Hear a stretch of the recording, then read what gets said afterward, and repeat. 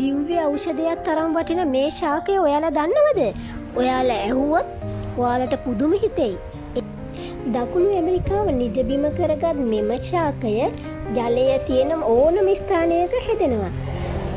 දිය තිප්පිලි, දිය බුලත් විවිධ නාමවලින් මේ හඳුන්වනවා. ඒ වගේම ඇස්ප්‍රින් නාමය කියනවා. ඇස්ප්‍රින් නාමය යොදලා තියෙන ඇස්ප්‍රින් පෙත්තක් තරම් වේදනානාශක ගුණයක් බහුලව තියෙන නිසා.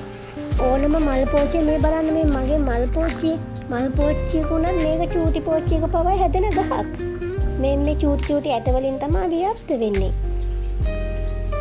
මේ මීමැස් මොරය, අම්ල පිත්ත රෝගය, වාත රෝග, ඇදුම රෝගය මේ වගේ රෝග රැසකට ගුණදායකයි.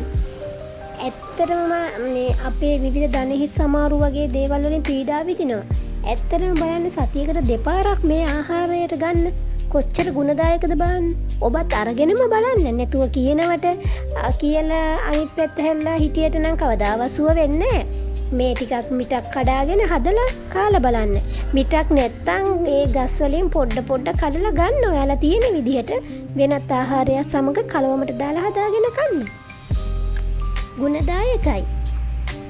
මේ චූටි පෝච්චියේ මට ගොඩක් හැදිලා තියෙනවා. පෝච්චි ගොඩක මට හැදිලා තියෙනවා. මේ බලන්න මේ චූටි ඇට, මේ ඇට තමයි විසි වෙලා පැලවෙන්නේ.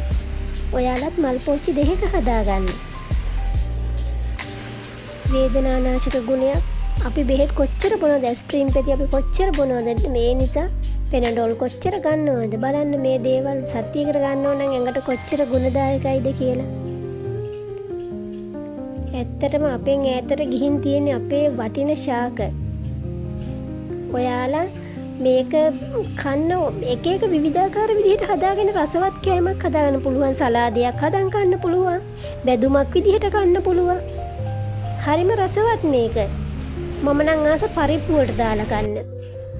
පරිප්පු මිටක් අරගෙන මේ විදිහට කපලා දාලා හොඳට හොදලා දිය බේරෙන් දැල්ලා කපලා දාලා කුරුඳු පොත්තක්, රතු ලුණු ටිකක්, මිරිස් 3-5, සුදු ලුණු ගෙඩියක්, කහ ටිකක් ඒ වගේ දාලා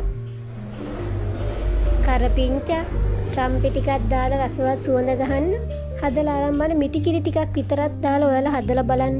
පුදුම රසවත් කෑමක්. හරිම රසවත්. ඒකත් එක්ක බත් කන්න පුළුවන්. ඒ තරම් හරිම රසවත්. ඔයාලත් හදලා බලන්න. හරි ගුණයෙන් 99 මේ කෑම. වයසකයට දණිස් සමාරු තියෙනවනේ. ඇත්තටම කාටිලේජ් ඇදෙනා වගේ ගුණයක් තියෙනවා. හරි ඉක්මනට මේ ලෙඩ සුව වෙනවා. ඔයාලා මං කියනකොට කාලා බලන්නකෝ. ඇත්තටම මමත් කෑවා. ඒ ගුණේ මටත් දැනුණා. ඒකයි මං ඔයාලටත් කියන්න කියලා හිතුවේ. ගොඩාක් වටින බෙහෙතක් මේක. ඔයාලා කාලා බලන්න. ඕන විදිහට හදා ගන්න පුළුවන්. හරිම රසවත්. හදලා කාලා මට කියන්න.